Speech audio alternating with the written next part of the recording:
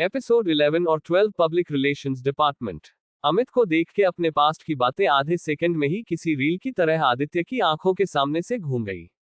आदित्य ने हमेशा की तरह शरारत करते हुए अमित का गला जोर से पकड़ लिया। अमित ने गला चोक होते हुए बोला, अबे छोड़ छोड़। आदित्य ने उसका गला छोड़ उसे कसके गले लगा लिया। गले लग के उसने अपने मन ही मन कहा, मेरा यार, मैं वादा करता हूं जिन लोगों ने पिछली लाइफ में हमें कुत्तों की तरह मारा और सड़क पर मरने के लिए छोड़ दिया, उन्हें मैं छोड़ूंगा नहीं। तूने मेरे लिए जो कुछ किया है, इस लाइफ में मैं तेरा एहसान चुका कर रहूंगा। इस बार मैं अपना बदला लिए बिना कहीं नहीं जाऊंगा। साम दाम दंड भेद सब लगाकर भी वो लोग मुझसे बच नहीं पाएंगे। इतना कहकर आदित्य ने अमित को छोड़ा तो उसकी आंखों में आंसू थे। ये देखकर अमित ने कहा, आदित्य तू तो इमोशनल हो गया यार। ये ठीक है, हम काफी दिन बाद मिल रहे हैं, लेकिन इसका मतलब ये तो नहीं कि तू रोने ही लग जाए। चिल कर बड़ी, आज तेरा पहला दिन है। अच्छे से रह, तभी तो अच्छे से काम कर पाएगा। आदित्य ने अपने आंसू पोंछे। उसकी आंखों में अब उम्मीद और चेहरे पर भरोसे की किरण दिख रही थी। तभी पब्लिक रिलेशंस डिपार्टमेंट में एक लड़की की आवाज गूंज गई, hello people of public relations department, stop eating junk food. ये सब खा खा के मर जाओगे तो काम कौन करेगा। आदित्य को एहसास हो गया था कि इस आवाज में अथॉरिटी है। आदित्य जब पलटा तो उसने देविका को आते हुए देखा। हाइट में काफी लंबी, शॉर्ट स्कर्ट पहनी हुई, डस्की कलर की बड़ी बड़ी आंखें। ये है देविका गुप्ता, चंद्र गुप्ता जी की दूसरी बेटी, पब्लिक रिलेशंस डिपार्टमेंट की हेड और मृणाली की सौतेली बहन। उसने हॉल के बीच में आकर ताली बजाई और सब उसे देखने लग गए। देविका ने आदित्य की तरफ देखा और उसे अपना इंट्रोडक्शन देने के लिए इशारा किया। देविका को भी अपने पापा जैसे ही आदित्य की आदतों और हरकतों के बारे में पता था, इसीलिए वो उसे पसंद नहीं करती थी। वो हमेशा पब्लिक में अपने और आदित्य के रिश्ते को बताने से कतराती थी। आदित्य ने डिपार्टमेंट के दूसरे लोगों की तरफ देखा, सारी नजरें उसकी तरफ थी। उसे थोड़ी घबराहट सी हुई, लेकिन एक कदम आगे बढ़कर उसने कहा, हेलो एवरीवन, मेरा नाम है आदित्य शंकर और आप मुझे आदित्य बुला सकते हैं। मैं आज से पब्लिक रिलेशंस डिपार्टमेंट ज्वाइन कर रहा हूं और आप सब के साथ काम करने के लिए तैयार हूं। I don't know too much about it but I will try my best. Thank you. इतना कहकर आदित्य चुप हो गया। उसे देखकर और उसके इंट्रोडक्शन को सुनकर किसी को भी कोई मजा नहीं आया। जो तालियां बजी वो इतनी कम थी कि उनकी आवाज शुरू होने से पहले ही खत्म हो गई। सब दोबारा अपने काम में लग गए। देविका आदित्य को एक स्माइल पास करते हुए अपने केबिन की तरफ चली गई। तभी अमित ने आदित्य से कहा, भाई टिल डेट जितने इंट्रोडक्शन मैंने सुने उसमें ये सबसे घटिया था। तू बुरा मत मानना, लेकिन तुझे पब्लिक रिलेशंस डिपार्टमेंट में बोलना सीखना पड़ेगा। तुझे अच्छे से बात करनी आनी चाहिए, नहीं तो लोग तेरी कद्र नहीं करेंगे। और अगर ऐसा हुआ तो फिर मुझे गुस्सा आ जाएगा, इसलिए तू देख ले कि मुझे गुस्सा दिलाना है या फिर सही से बोलना सीखना है। अमित मुंह बनाते हुए आदित्य को मिमिक करने लगा। My name is Amit. I am a middle aged man but women find me charming. यहाँ सब जानते हैं कि मिडिल एजेड औरतों को मैं कितनी इजीली अपना क्लाइंट बना लेता हूँ, समझ रहे हो ना। ये कहकर अमित ने एक अजीब सी स्माइल पास की।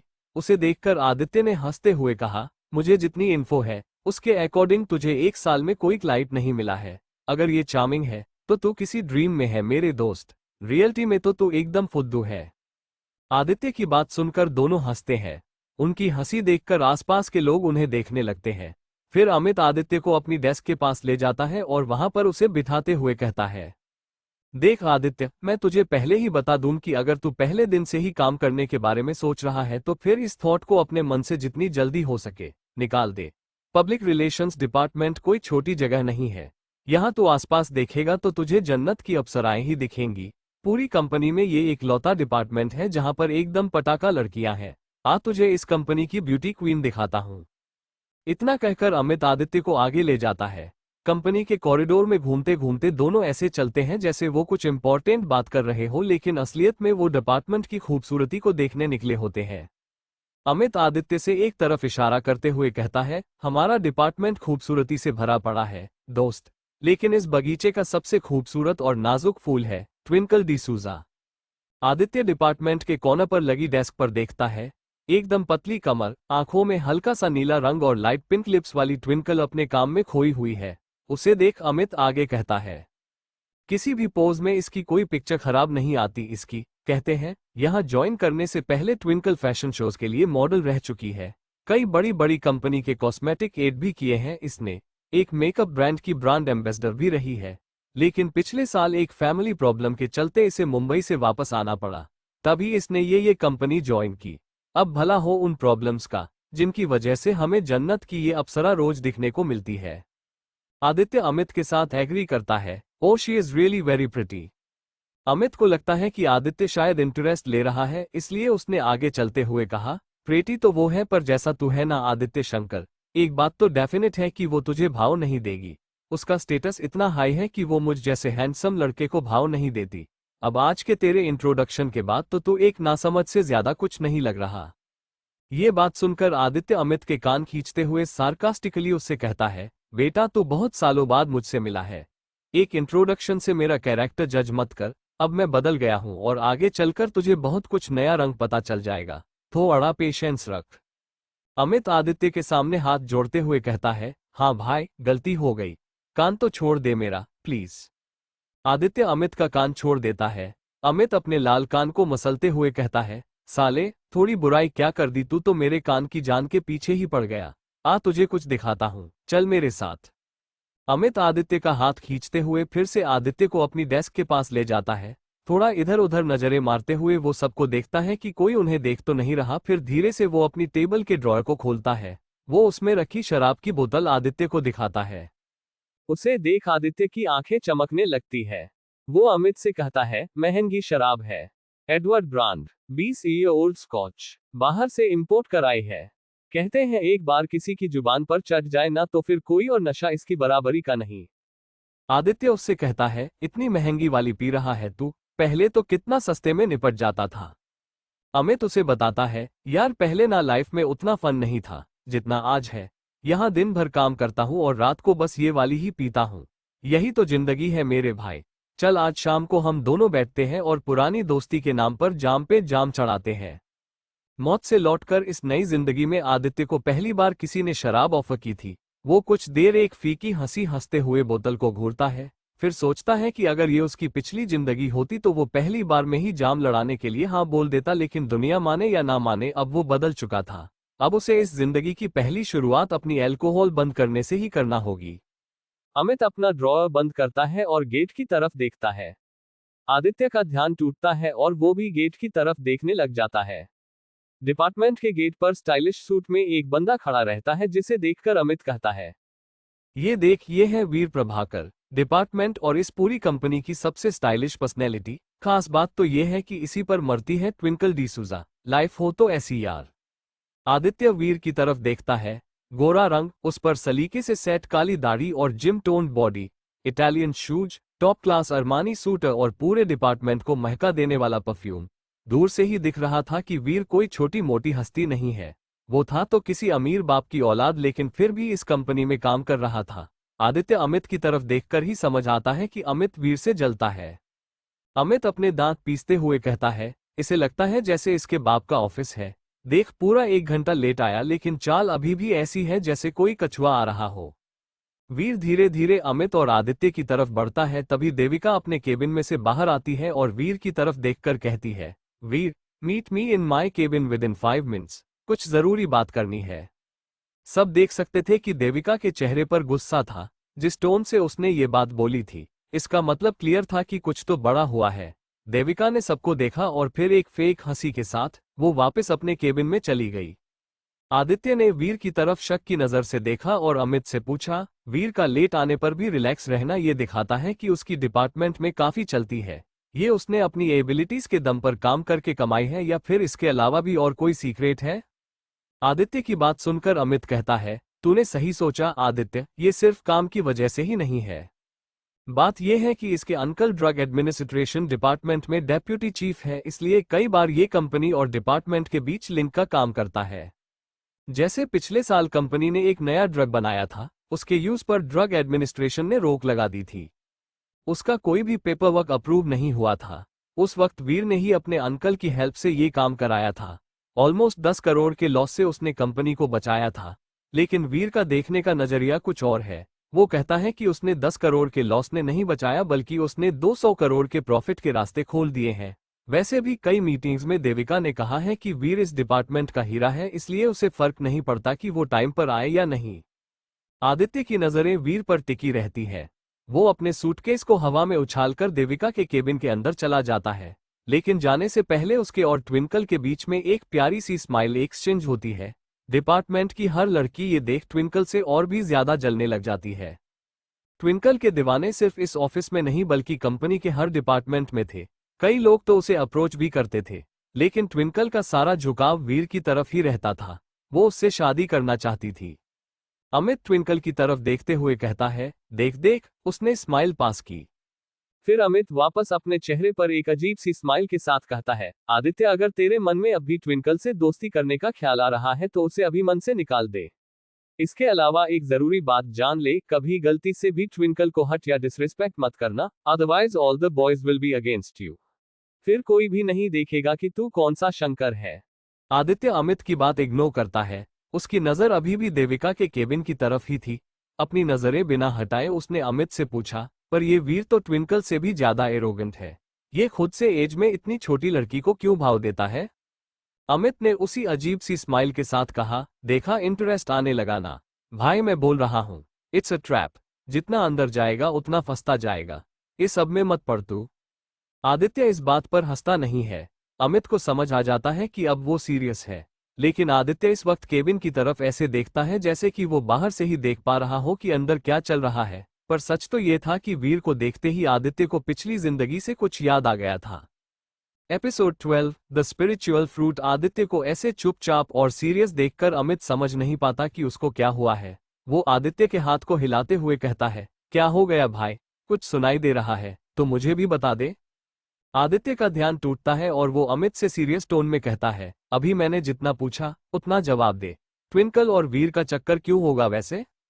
अमित अपनी जेब से आलमंड निकालकर खाते हुए आधे मन से कहता है, बात यह है कि वीर देविका के पीछे पड़ा है। ट्विंकल इसे एडमिट नहीं करती और वो वीर भी बहुत स्मार्ट है। उसकी दाल देविका के पास गलती ही नहीं, बस हर बार खाली हाथ भटकता रहता है और सबको ये प्रिटेंड करता है कि वो देविका और ट्विंकल दोनों के साथ है। लेकिन सच तो यह है कि वो दिन भर बैठा बैठा देविका को इम्प्रेस करने के चांसेस ढूंढता है ताकि उससे शादी करके कंपनी का फायदा उठा पाए। पर देविका देविका है, उसे फंसा पाना इतना आसान नहीं। देविका का नाम सुनते ही आदित्य के कान खड़े हो जाते हैं, लेकिन वो चुप ही रहता है। अमित अपनी बात कंटिन्यू करते हुए आगे कहता है, I will not be surprise अगर नियर फ्यूचर में देविका वीर से शादी करने के लिए मान भी जाए। उसके पास भी पैसे की कमी नहीं है, रिच फैमिली से आता है और पढ़ाई भी उसने हॉवर्ड से की है, इसलिए कुछ भी हो सकता है। अब तो भगवान ही बचाए ये कंपनी। आदित्य को याद आ रहा था कि पिछली लाइफ में वीर कई बार उससे उलझा था। कई बार उसने मृणाली के मुंह से सुना था कि देविका को वीर परेशान कर रहा है, लेकिन आदित्य ने कभी ध्यान नहीं दिया था। आदित्य ने एक पल के लिए सोचा कि वीर भी उन लोगों में से हो सकता है जो उसकी फैमिली ट्रेजेडी में इन्वॉल्व हो, क्योंकि वीर और देविका की जोड़ी बनने में दिक्कत देने वाली मृणाली ही थी। अमित से इतना सब सुनने के बाद आदित्य के चेहरे पर इम्प्रेस होने के भाव नहीं आ रहे थे। हालांकि उसके मन में किसी भी तरह की बदले भावना नहीं थी, क्योंकि वो निखिल के अलावा अभी किसी भी चीज को लेकर श्योर नहीं था और अभी के लिए आदित्य की नजर में वीर सिर्फ एक सेल्फिश कलीग से ज्यादा कुछ नहीं था। अमित आदित्य को सोच में डूबा देखकर वहां से निकलने के बारे में सोचते हुए कहता है, चल अब मुझे जाना होगा आदित्य, मेरे अपॉइंटमेंट्स का टाइम हो गया है। तू अपना टाइम एंजॉय कर, शाम को मिलते हैं। इतना कहकर अमित वहां से निकल जाता है। कुछ देर बाद कस्टमर्स आना शुरू हो जाते हैं। आदित्य दूसरों को एनालाइज करते हुए काम सीखने की कोशिश करता है। उसका पहला दिन था, इसलिए सबको फील होता है कि वो थोड़ा सा डरा हुआ है और जिस तरह के कपड़े उसने पहने थे उस वजह से उसे कोई भी सही से ट्रीट नहीं कर रहा था। ट्विंकल ने उसे सुबह सभी कस्टमर्स को चाय कॉफी पूछने का काम दिया था। इसमें आदित्य को जो भी कस्टमर्स वेटिंग एरिया में बैठे थे उन्हें चाय पानी पिलाना और अगर उन्हें कुछ भी खाने की जरूरत हो तो वो लाकर देना था।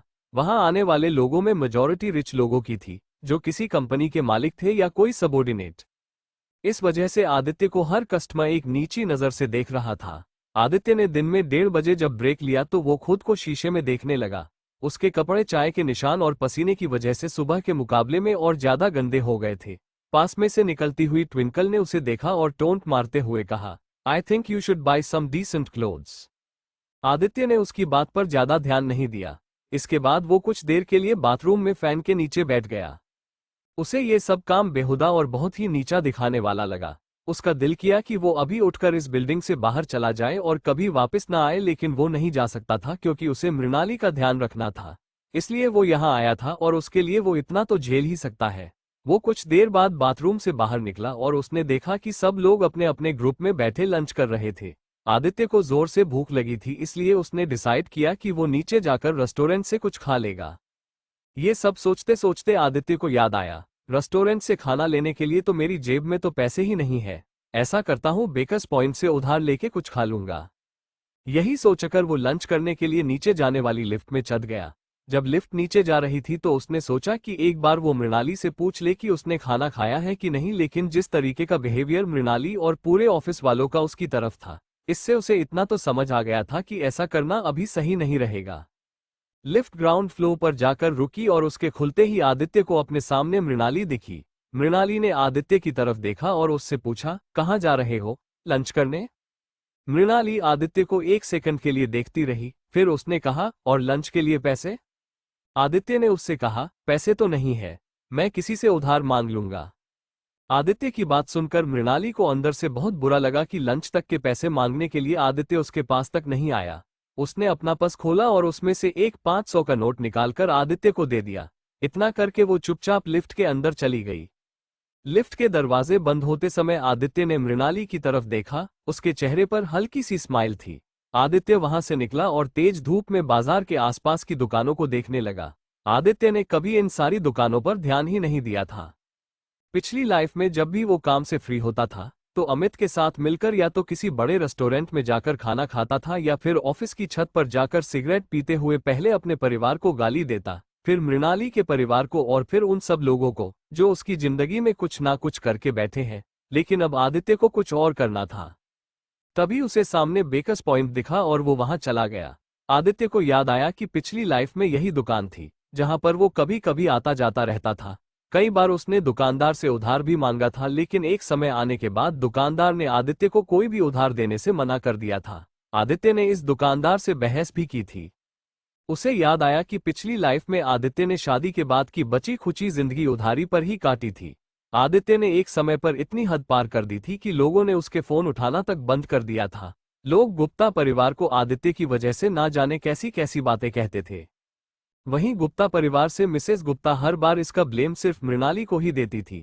हालत ऐसी हो गई थी कि किसी की नजर अगर आदित्य पर पड़ जाए तो लोग रास्ते बदल लेते थे। ऐसे समय में उसकी हेल्प के लिए एक ही आदमी आगे आया था और वो था निखिल। कई बार अमित ने आदित्य को समझाया था कि वो निखिल के साथ न घूमे, लेकिन आदित्य को पता नहीं था कि निखिल ही उसकी आस्तीन का सांप निकलेगा, और बाद में ऐसा ही हुआ। 2016 में जब सिंघानिया परिवार पर एक प्रॉब्लम आई थी तो उन्होंने आदित्य को 1 लाख रुपए दिए थे। बाद में निखिल ने आदित्य पर ही फ्रॉड का केस डालकर उसे ही प्रॉब्लम की असली जड़ साबित कर दिया था। वहीं आदित्य ने बिना किसी गलती के अपना गुनाह कबूल कर लिया था। उसे 7 महीने की जेल हो गई थी। उस समय मृणाली ने अपना घर गिरवी रखकर आदित्य की बेल करवाई थी। उसने आदित्य से फिर कभी भी बात न करने का फैसला लिया था, लेकिन फिर भी मृणाली उसके साथ ही रहती थी। जब मनाली की ट्रिप की बात चली तो वो एक उम्मीद में आदित्य के साथ चली गई। अब लौटकर आदित्य फिर वहीं खड़ा था। उसे उधार लेना पिछली जिंदगी की हार को सामने खड़े होकर देखने जैसा लग रहा था। लेकिन आज जब मृणाली ने उसे पैसे दिए तो उसे एक पल के लिए लगा कि शायद इस जिंदगी में वो मृणाली के साथ अपनी बॉन्डिंग को ठीक कर सकता है। कहीं ना कहीं मृणाली भी यही चाहती थी। आदित्य ने वहां से बेग समोसा लिया और वो घूमते हुए लाइफ फार्मास्यूटिकल्स के पीछे की तरफ चला गया। लाइफ फार्मास्यूटिकल्स कंपनी के पिछला हिस्से में एक ग्रीन पार्क था। शहर के सबसे बड़े पार्क्स में ये पहले नंबर पर आता था। इसका एरिया 40 एकड़ में फैला हुआ था। पार्क के एक तरफ ब्यूटीफुल सनडांस लेक थी और लेक की दूसरी तरफ एक बड़ा सा रोजबड नाम का मेंशन बना हुआ था। इस मेंशन को शहर के सबसे अमीर लोगों को सर्विसेज देने के लिए डेवलप किया गया था। आदित्य को याद आया, पिछली लाइफ में अपनी शादी के बाद मैंने अपने घर वालों से जिद की थी कि वो इस स्ट्रीट पर उसके लिए घर खरीद दे, पर तब शंकर फैमिली अपने डिमाइस की तरफ बढ़ रही थी, इसीलिए उन्होंने वो छोटा सा से घर मुझे दिया था। आदित्य अभी इस घर में रहता था। आदित्य को ये बात सोचते हुए खुद पर शर्म आई। उसे लगा जिंदगी उसके साथ मजाक कर रही है। वो हर बार उन चीजों के आसपास जाकर खड़ा हो रहा है जिनसे उसे नफरत है, जैसे निखिल सिंघानिया, डॉक्टर ईरानी। वो सारी सिचुएशंस उसे फेस करनी पड़ रही थी जिसमें उसे खुद से नफरत हो जाए, जैसे मृणाली का उसको इग्नोर करना, चंद्रगुप्ता जी का उसे नीचा दिखाना या इस मैंशन वाली स्ट्रीट के घरों को देखना, हर चीज उसे उसकी पिछली जिंदगी की याद दिला रही थी। इतना सब सोचने के बाद आदित्य उस मैंशन के सामने रुका। वहां पास लगी एक चेयर पर वो बैठ गया। सामने संडास लेक थी, उसकी दूसरी तरफ सफेद और रोज पिंक कलर में रंगा हुआ मैंशन। आदित्य ने उसे देखते हुए ये कसम खाई कि पिछली लाइफ में जहां मृणाली ने उनका घर गिरवी रखा था, इस लाइफ में आदित्य मृणाली को रोज बड खरीद कर उसे गिफ्ट करेगा। आदित्य ने उसने अपना बेग समोसा एक तरफ रख दिया। उसके मन से अब खाने का ख्याल जा चुका था। वो वहीं अपना सिर पकड़कर बैठ गया। उसने एक लंबी सांस ली कि तभी उसे एक स्पिरिचुअल एनर्जी सी फील हुई। वहां मौजूद एक खुशबू उसके जहन में समा गई। उस खुशबू ने उसका सारा ध्यान भटका दिया। उसका मूड अचानक ही बदल गया। उसने अपने चारों तरफ नजर घुमाई और उठकर खड़ा हो गया। उसने पार्क के उस कोने की तरफ तेजी से चलना शुरू कर दिया जहां से खुशबू आ रही थी। वो तेजी से चलता गया, पर उसे उस खुशबू का कोई सोर्स नजर नहीं आ रहा था। कुछ देर इधर उधर दौड़ने के बाद आदित्य ने सूंघ कर देखा कि वो खुशबू पार्क के रिस्ट्रिक्टेड एरिया की तरफ से आ रही है। उसने बहुत ढूंढने की कोशिश की लेकिन उसे कोई एंट्री गेट नहीं मिला। आदित्य को फील हुआ कि वो खुशबू और एनर्जी इतनी स्ट्रांग थी कि वो उसे मिस नहीं करना चाहता था। उसने फेंसिंग की दीवार कूदकर पार्क के रिस्ट्रिक्टेड एरिया के अंदर एंटर करने का फैसला लिया। जैसे ही वो रिस्ट्रिक्टेड एरिया के अंदर पहुंचा, खुशबू और तेज हो गई। आदित्य ने उस खुशबू को फॉलो किया और आखिरकार वो उस पेड़ के सामने पहुंच गया जहां से खुशबू आ रही थी। उसने सामने एक रेड कलर का फ्रूट देखा। देखकर ही आदित्य को ये कंफर्म हो गया कि ये मैजिकल फ्रूट है। ये फ्रूट 50 साल में एक बार आता था। पेड़ पर लगे इस लाल रंग के टेनिस बॉल जितने फ्रूट पर आदित्य की नजर पड़ी और उसकी आंखें चमक गई। आदित्य को याद आया कि उसने इस फ्रूट को अपनी 10,000 सालों की साधना के वक्त खाया था। ऐसा माना जाता था कि जो भी साधना या ध्यान के वक्त इस फ्रूट को खाता है, वो अपनी एनर्जी को डबल स्पीड से रिफिल कर सकता है। वो अपनी साधनाओं पर बेहद जल्द काबू पा सकता है। पेड़ के नीचे जाते ही आदित्य उन फ्रूट्स पर टूट पड़ा। उसने एक साथ 2-3 फ्रूट्स को अपने मुंह में ठूस लिया। उसे फ्रूट का टेस्ट थोड़ा कड़वा लगा लेकिन उसे खाते ही वो पिछली लाइफ के सारे दुख भूल गया और उसके गर्म दिमाग को एक ठंडक ही महसूस हुई। लेकिन तभी ऑफिस के लोगों की नजर उस पर पड़ गई और आदित्य से वही गलती हो गई जिसका डर था।